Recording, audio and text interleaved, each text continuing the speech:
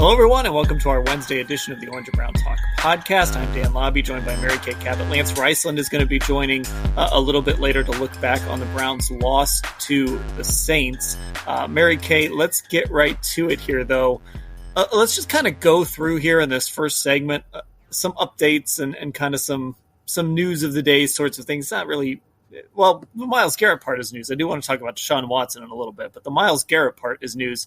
After we recorded last night, you actually put up a story kind of updating on what happened with Myles Garrett. So I guess in case people missed that, kind of get us up to speed on that and kind of where things stand right now. So it's my understanding that this misstep had everything to do with the fact that Myles Garrett was sick last week. If you remember, and everyone probably does, he missed Tuesday and Wednesday of practice with an illness. And then he showed back up on Friday and he practiced on a limited basis and he did not have an injury designation. And when we talked to him on Friday, he still seemed sick to me. So he was legitimately sick. There's no question about that. And then he only played 67% of the snaps in the game, 36 snaps. That's not a lot. So I think that, that he probably was still a little bit under the weather. But we also know that he was benched for the first 3 plays of the game, the first series of the Saints. So it's my understanding that somehow he did not communicate something properly to the team about his illness. I don't know exactly what that means. Hopefully we'll get something from Myles about this, but there was some kind of a lack of communication or a misunderstanding between Myles and the team on this illness. And was he supposed to show up for something and he didn't? I don't know exactly how that went down, but in addition to the fact that he was benched for the first series, he was also fined. And I think that's significant. They're fining Myles and benching him. And once again, he is their team captain. He's basically the team leader. He's certainly the defensive leader of the football team. He's sort of the team spokesperson. And I think it's significant that, that instead of chalking this up to some kind of a miscommunication or a mistake, they went ahead and fined him and benched him for the first part of the game. And I'm very curious to hear what Myles has to say about it, because usually he doesn't pull any punches. If something doesn't sit well with him, he usually expresses that. So again, we don't usually talk to him. His day to talk is Friday. That's a long time for us to show up there on Wednesday and Thursday and have to wait until Friday to ask him about this. I don't know if it'll work out like that, but that's basically my understanding of what happened. So I was thinking about this today. Kind of with the reporting you've done on this now. And last week when Joe Woods talked, he got asked about Myles. This was Thursday. And he got asked about Myles and he said, I think he came in earlier. There was like an I think in there. Will Myles, I think it was on if Myles Garrett returned to Berea after missing yesterday's practice. And he said, I think he came in earlier. And when he said that, I'm like, it was kind of weird. It was like, wait, you don't know if Myles is here or not? But, maybe in my mind, I thought, well, maybe he wasn't feeling well. Maybe he's going to come in time for practice or whatever, something like that. But now sort of in light of all of this, it kind of makes that statement a little more, you kind of understand like, okay, there was some sort of miscommunication or Myles didn't do a good enough job communicating. And so that sort of weird answer from Joe Woods gets a little less weird, I guess. Yeah, you're right about that. And that is the day, of course, and I might have screwed up my days. He didn't practice on Tuesday and Wednesday. He did come back on Thursday on a limited basis. I said, just said Thursday. So Joe Woods talked Wednesday. Yeah, and like you said, Myles was gone Tuesday, Wednesday, came back Thursday because it was a Saturday game. Yeah, the Saturday game really messes us up. But anyways, so you're right. That was a little bit odd. And the day that Joe Woods talked is the day that Kevin Stefanski doesn't talk. So we didn't have an opportunity to ask him, hey, is Myles practicing? How's he doing? You can't really go too in depth with the coordinators on that kind of stuff because they're not supposed to tell us too much about injuries and availability and all that kind of stuff. But anyways, so, I do think it's a little bit significant that there was this kind of a disconnect and that Kevin didn't really play favorites. He didn't say, oh, well, it's Myles. So, Myles can get away with, doing whatever it was that he did. The other thing that I thought was somewhat significant about it is that he flipped his Porsche and admitted that he was speeding. I think it was something like 20 some miles over the speed limit when he self-reported. And it was his like 8th time of doing something like that. And they did not bench him at all or discipline him to our knowledge for that incident. I remember asking specifically if they would discipline him, and they said no. So I don't know what he did in this instance, precisely, but whatever it was a violation of team rules, and they treated him like any other player. That's the interesting part of it too. The whole, you flipped your Porsche and you've been speeding for years. And that, like you said, that didn't merit any punishment. I also wonder if it elevated to the point where they basically benched him for a few plays and then fined him. That doesn't feel like a first-time offense. I feel like, look, we've all had issues where, I forgot to text somebody, or I forgot to let somebody know something, or like it happens, and usually it's like, okay, hey, you've got to be better. You've got to do a better job of this. Then when it happens again, that's when it starts to become an issue. This is purely speculation, of course, but I would have to think if it reached this point that maybe you've got to wonder if this has been an ongoing issue, or if it's at least happened before. Yeah, I don't know. I mean, they play everything really super close to the vest. And now, Kevin Stefanski, we know that he's done this with players before. He did it earlier this year with Grant Delpit, sat him down for the first play of the game for a disciplinary reason. And last year, he did it with Ronnie Harrison. And I think he's done it with other guys, too. Sometimes you don't really know, because you can start out the game in a different defense, or in a different formation, in a different front, and you might not notice that a guy isn't out there for a disciplinary reason. So I'm sure they've gotten several of these past us before where we just didn't ask about it or we didn't get it. But that has been Kevin's MO. That's how he handles it. He just sits the guy down. He doesn't get his start. And sometimes that can be significant. I mean, there are bonuses that get tied into starts. There are certain things that can happen depending on how many starts that you have or whatnot. This is how he handles these situations. And when we ask him about it, he just says, it's a team thing, my decision. And that's the end of the story. He does not elaborate on it. If you're ever going to get anything else out of anybody in these situations, it's going to be the player. So again, we'll ask Myles about it. We'll see what we get. One other topic here. Oh, and snap percentages. That's another bonus that we hear a lot too. That's something. So I guess kind of along those lines, Twitter has kind of taken this and run with it. Mm-hmm. Is there any chance that this becomes bigger than just, hey, Myles was benched and fined and everybody moves on? Is there any chance that this creates some kind of rift or something like that? Because that's sort of been where some people on social media have taken it to that level. I don't know if that happens, but is there any chance that could happen here between Myles and Kevin? I don't think so. It doesn't seem like a big enough deal for that.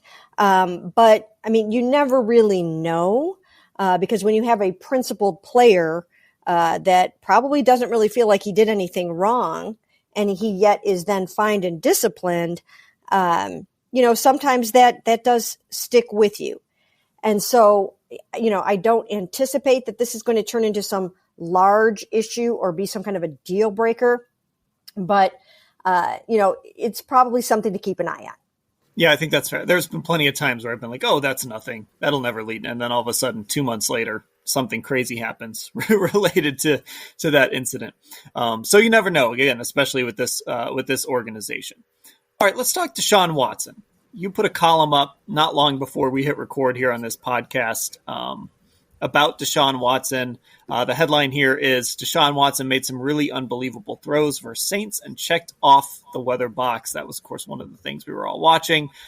I do feel like there's a little bit of a disconnect right now between sort of what we're watching on the local level and what Browns fans are watching versus sort of what people are seeing on the national level. Now, some of that might have to do with there might be some national folks that want to just dunk on the Browns for this trade, But I do feel like there's a disconnect between I think locally we're all kind of seeing a quarterback making progress and checking off boxes. But I have heard a lot of national people, and again, I've seen some stuff on Twitter where people are saying, well, Deshaun just hasn't been very good, which statistically he has not.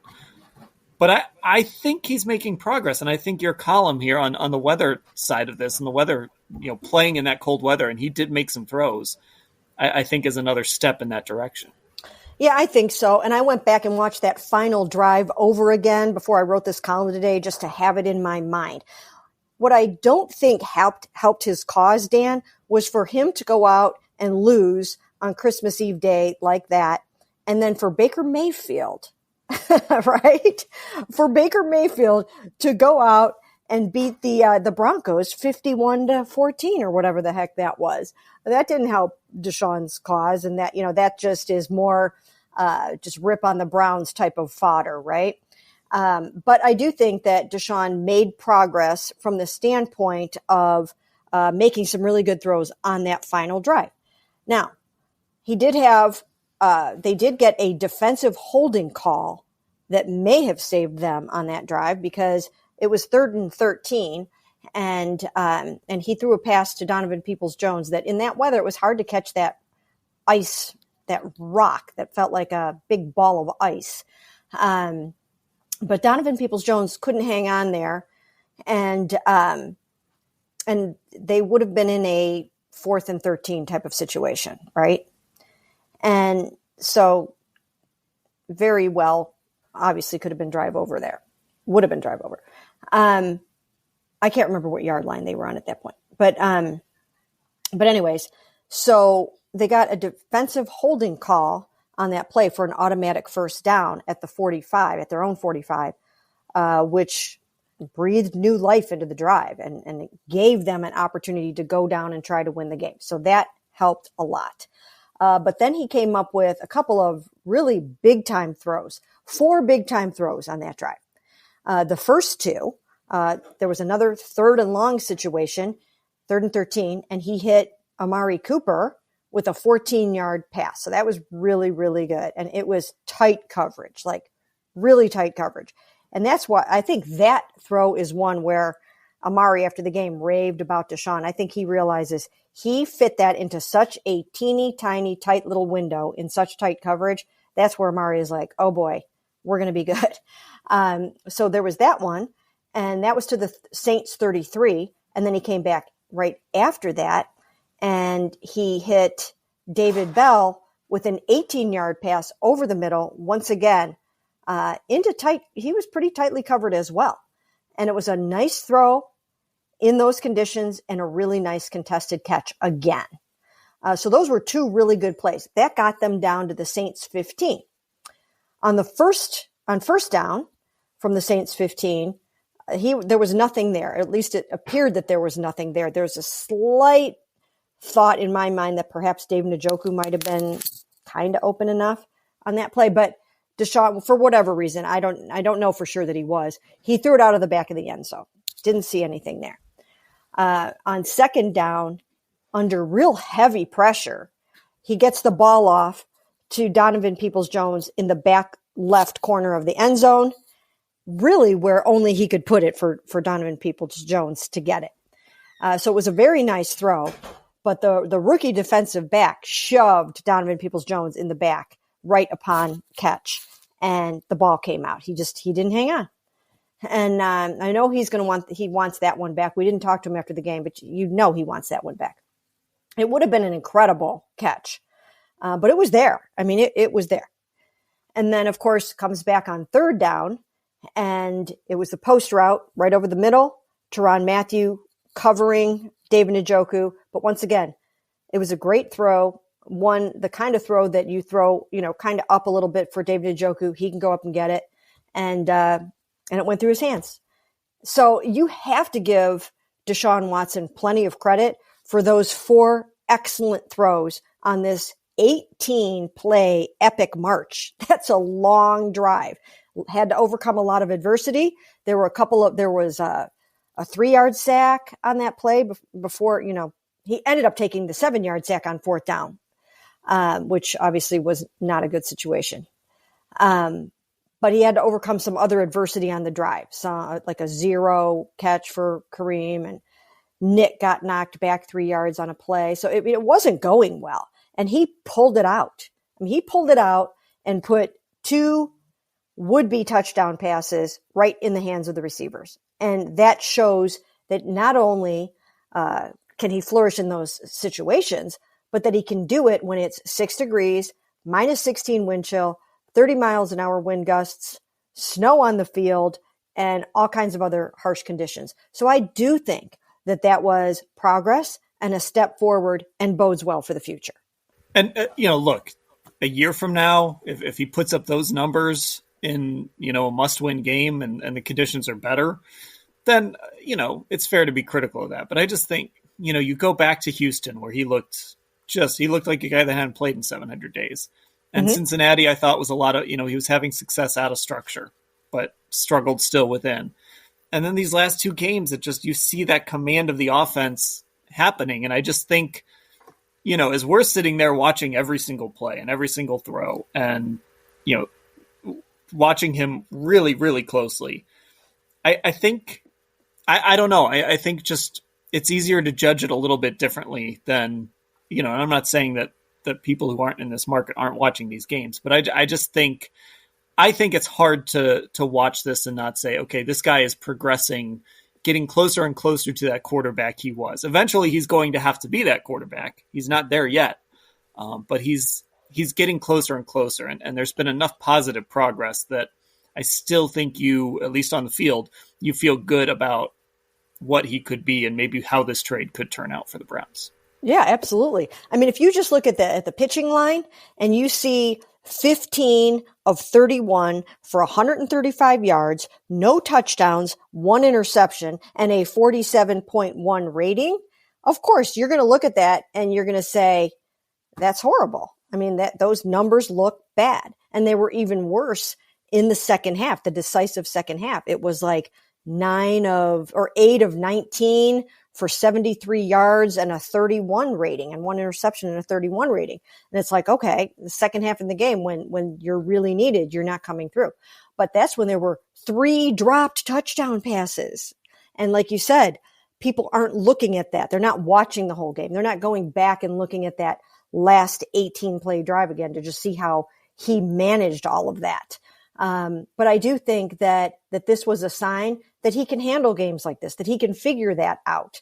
And I think that they're also going to have to support him with the right type of game plan in those type of situations, right? I mean, you want to help everyone succeed. And if it's clear that the receivers are having a difficult time in those conditions, catching that football, because part of it is, in order to get it through unpredictable winds, you're putting a little bit more heat on the ball.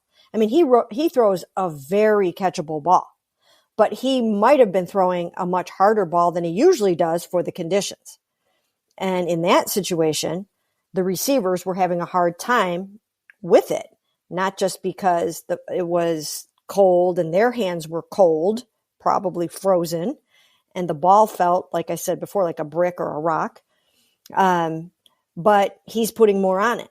So that's a recipe for disaster, really. I mean, Andy Dalton only attempted 15 passes in that game, less than half what Deshaun did, because it's hard. It's really hard to pull it off. So they're going to have to make sure that they're supplying him with the right game plan for those kind of conditions, which I think still would have included more designed runs for him. There were other times in that game where he probably could have taken off running. I mean, he only ran 3 times for 24 yards, and one of them was a 12-yard touchdown. So 2 other times for, 12 yards. So, I think he could have run the ball a little bit more. I mean, Taysom Hill ran 9 times for 56 yards. Not that you want Deshaun doing that, but I think he could have run a little bit more himself. I think you could have tried maybe Jerome Ford or Dearness Johnson a little bit, right? Because Kareem was having a hard time making any yards in that game. So if that's not working, try somebody else. But they'll all learn that as they work more together. Okay, there we go. Our first segment here on the Orange and Brown Talk podcast. We're going to take a break. On the other side, Lance Reisland is going to join us to talk all about that Saints loss and what he saw. Mary Kay, I'll talk to you later. Sounds great. NIL Now, a podcast dedicated to the name, image, and likeness of today's college and high school athletes. NIL is not a cherry on top. It needs to be thought about as a part of these young men and women's future, as a nest egg for something when something goes wrong. There's less than 1% of these football players make it to the NFL.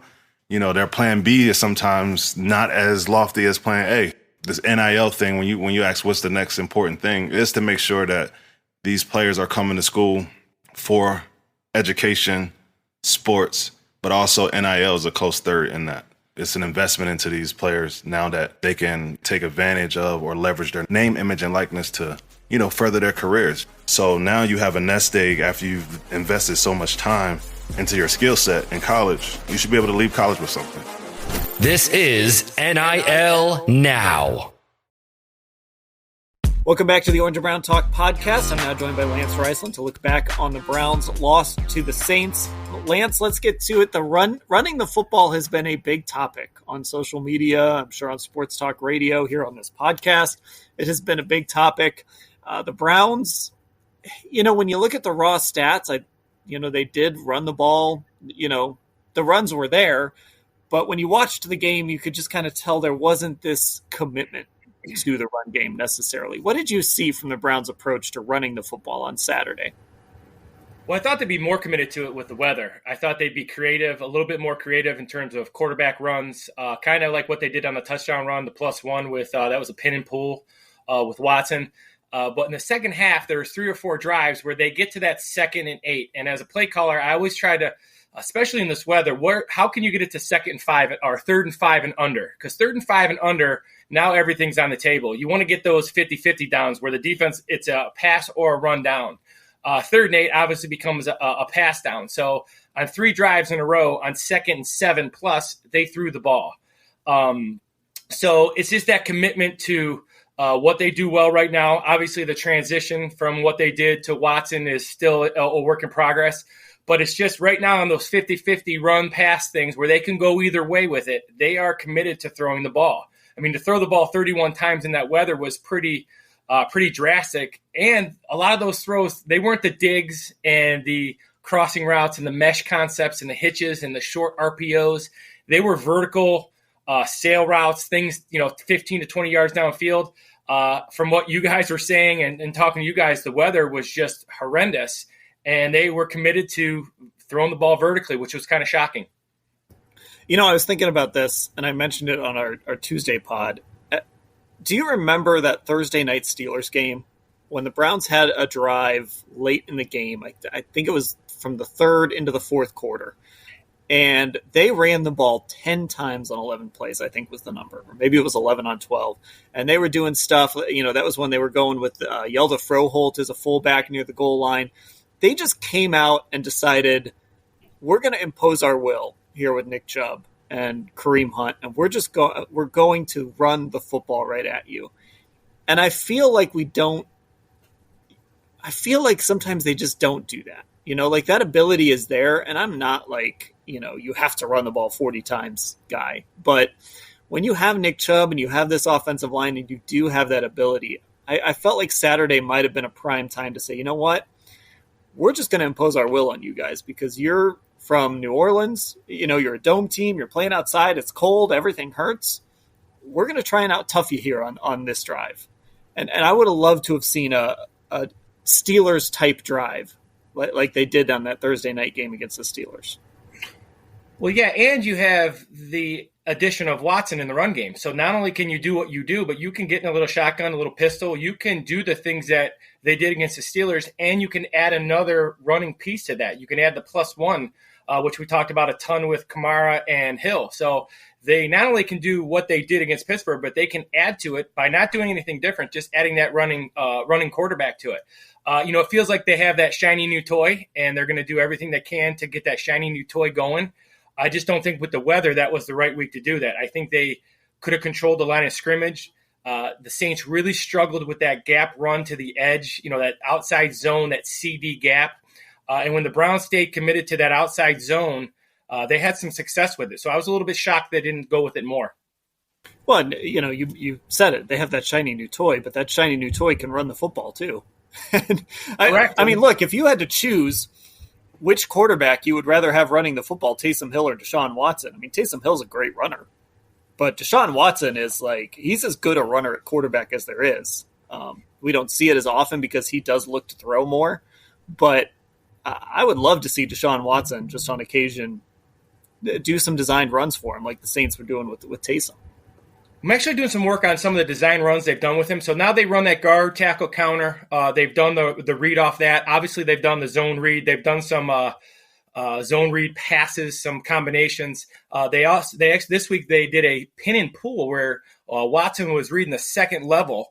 It looks like on film. I'm looking forward to breaking that down. So they're starting to. They don't. You just said it. They don't have to do anything new. They just can add to it. So they're going to add another guy where usually the quarterback is standing there. I've had a lot of discussions the last couple of days about the +1, and basically he's just giving you one extra guy, either a blocker or he's a running threat as well. But yeah, they don't have to do anything different. They can do what they do and just add more to it. Okay, let's talk about what the Saints did. That +1 thing, that's been the theme of this pod, and you were talking about it in your scouting report last Friday. Taysom Hill, Alvin Kamara, the Browns obviously struggled when the Saints decided we're just going to throw these guys right at you. What were they doing, especially in that second half when they sort of took over the game? Well, they kind of were. It was what we had talked about in the scouting report. They had 29 carries for 132 yards. They controlled the line of scrimmage. They did a little bit. They were a little bit more diverse in the run game than I thought. They ran some more power concepts, obviously, with those guys getting downhill. Again, they ran a power read, which was just a two-back power read for the touchdown with Taysom Hill. And that's a great example of another way to get to the +1. So you have a jet sweep to the outside with Kamara, and if the end goes outside, Taysom Hill just keeps the ball up the middle on that power. So again, it's the same concept. It's power, which everybody runs, but it's just adding an extra guy, adding Taysom Hill. They kind of had the mentality that I thought the Browns would have. They said, we're going to run it. We're going to be creative in our formations. We're going to try to create some soft edges. We're going to try to run away from formation. We're going to run to the boundary a little bit. They did some things because of the weather to try to get the defense where they wanted, and they did a bunch of that, and it was very successful. And then they hit Kamara on a big pass play, which I thought was a huge one on a Texas route that I thought was a really game changer as well. And just from a Browns perspective, it's discouraging, and obviously they've lost a bunch of linebackers. They've gone through like 3 middle linebackers. They're now without JOK, but it's still just really discouraging in week 16 to see a team just line up and run the football at them. And I would imagine the Commanders are watching that tape and they're going to try to do, they're not going to be afraid to kind of line up and just try and run the ball at the Browns too. It's just discouraging that here we are kind of sitting and talking about this still.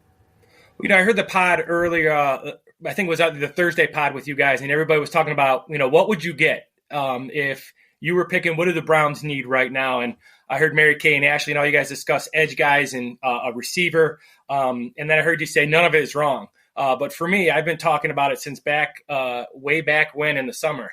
Their inability to stop the run and their inability of those D tackles to anchor in there is glaring at one of the most ridiculous. It's incredible to watch when you see them getting moved. It's not a lack of effort. It's not a lack of technique. They're one gap guys who like to penetrate, like to rush the passer, and they're struggling to anchor in there. So that defensive line is doing really, they play really hard. They rush the passer, but against that downhill run, it has been a struggle since way back in camp. Okay, last thing here. Let's touch on the Myles Garrett stuff. So, Mary Kay and I talked about it a little bit in the open. So Myles benched for the first series. It ended up being 3 plays. It didn't really cost the Browns, game-wise necessarily, but Myles Garrett benched, was fined. Apparently it was a communication issue. He was sick on Tuesday and Wednesday last week, and apparently there was some sort of communication issue on Wednesday. So the game itself, like I said, it didn't really cost them much, but there is a bigger picture here. And for you, as a former coach, this kind of this kind of puts your antennas up, I guess, as far as, the Browns culture and what it might say. Well, I remember you guys going way back when they had trouble with like guys not watching film. People were calling each other out for not watching film. And then you have something like this, which is like, when you sit a series, it's the same at all levels. It's you're late for a meeting. You don't call, you're not in the meeting properly. You're not dressed properly. There's a bunch of different rules with a bunch of different coaches, but your culture is your culture. And their staff has been there long enough where their culture should be ingrained. Their expectations for their players should be ingrained. So when I see that stuff, it tells me that there's a fracture in the culture. There's a fracture in how what the expectations are each and every day, whether it's a meeting, whether it's a team meal, whether it's a walkthrough, whether it's a live practice. There is a fracture in what they're doing. And for me, the path is not clear from the owners to and once again, it's the same at every level. It's top to bottom, from owners to coaches to players to support staff to the trainers to whoever it may be. Everybody's got to be on the same path. And right now, the Browns are not on the same path. So when you get these little things with communication, for me, that's a bad sign. And it's not a big deal in terms of he missed whatever it may be, and he missed 3 plays. But on a larger scale, it's happened a number of times now. So something's going on where the expectations of how to be a pro or how to fit into what they're doing, something is missing.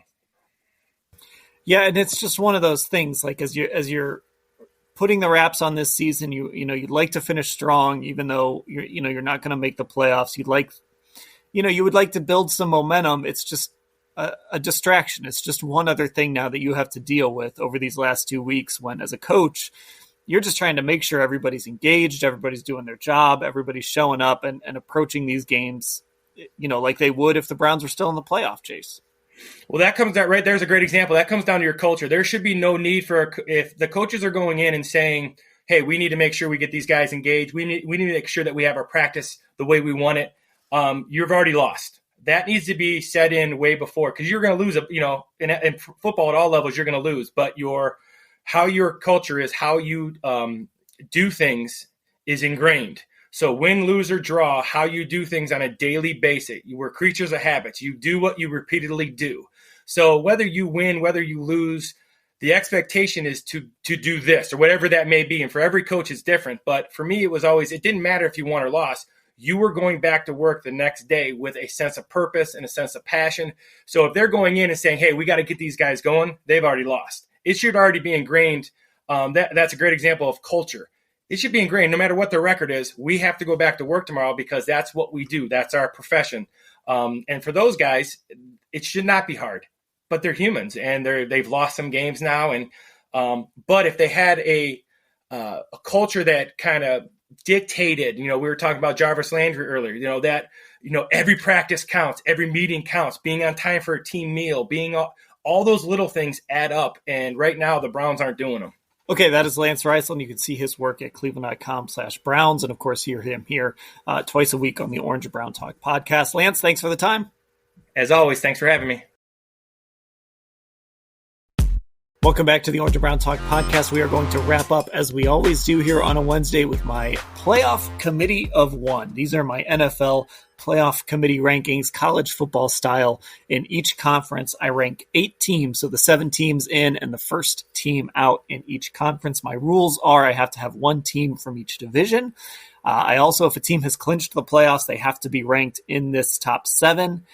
And I don't have to worry about seeding. So in the NFL, if you win your division, you're a top 4 seed. I don't have to worry about that. I can put teams wherever I want. So let's get to it. In the AFC, Buffalo remains number 1.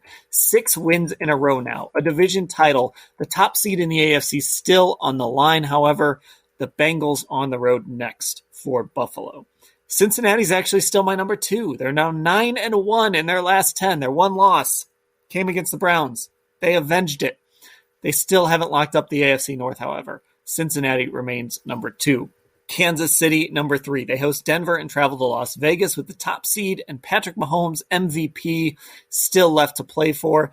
It wouldn't shock me if Kansas City ends up number 1 by the end of this season. As I've said before, these 3 I think you can put in any order and make a pretty convincing case. I think Buffalo and Kansas City, though, probably have the strongest case for number 1. So, of course, I have Kansas City ranked behind Cincinnati. Whatever. Number 4, the LA Chargers, moving up a spot. Justin Herbert is finally in the playoffs, and they are heating up at the right time. They are just ahead of number 5, Baltimore, who moves up from the first team out. They finally clinched a playoff spot, so they have to be in. But, look, somehow they just win. They're 4-2 since their bye and have managed to win 3 of 4 with Tyler Huntley either starting or playing most of the game. I don't know how Baltimore does it, but they just win football games. Number 6 is Jacksonville. I just like them more than Tennessee. It's all right there for them, and they're now 4-1 since their bye. Number 7, Miami. They slip all the way from number 4. That goodwill from that, I guess what we called a good loss in Buffalo, it is gone. The collapse is in full swing, and now you've got Tua in the concussion protocol. So who knows if he's even going to be able to play on Sunday. We will see. But Miami's slipping all the way to number 7. And how about this? I'm going to put Pittsburgh at number 8. This team is doing what the Browns should be doing. They're hanging around in the playoff picture. They're finding ways to win. This should be the Browns. Browns fans should be upset that their team is not the one that's 7-8 and fighting for a playoff spot right now. Over to the NFC, a new number 1. It's San Francisco. Philadelphia lost to Dallas. I'm not going to penalize them that much for it, but San Francisco gets their spot at number 1. 8 wins in a row for the 49ers. Number 2 is Philadelphia. They shouldn't get punished too much, like I said, for losing with their backup quarterback. But, hey, look who the 49ers are winning with. That's why they jumped the Eagles. At number 3, it's Dallas, 11-4. They need it against Philadelphia, and now they have a game in Tennessee and another in Washington to wrap up their season. At number 4, Minnesota. The NFC North champs are a long shot for the top seed, so it's all about getting it to January in one piece. Coming in at number 5, up a spot, the New York Giants. It comes down to who had the best loss. Sorry, Tampa in the NFC South, and I guess it was the Giants. At number 6, the Detroit Lions. Up a spot from number 5. The Lions were always destined to crash back to earth some week, but they still have a chance to make the playoffs. At number 7, maybe a little bit of a surprise here. I have to have somebody from the NFC South. It's Carolina. Believe it or not, the Panthers can win out, and they can win the division. And at number 8, Tampa Bay. A win over Carolina gives them the NFC South title. A loss means they're chasing the Panthers. And I think they're going to lose that game. But we will see. All right, there you go. My NFL Playoff Committee of 1 rankings here on the Orange and Brown Talk podcast. Make sure you subscribe to the podcast on Apple and Spotify. And also, if you prefer to listen on YouTube, these are going up every morning on our YouTube channel. Search Cleveland Browns on cleveland.com to find that. And, of course, become a Football Insider subscriber. Cleveland.com/Browns, the blue banner at the top of the page to get info and get signed up. For Mary Kay and Lance, I am Dan. Thanks for listening, everybody.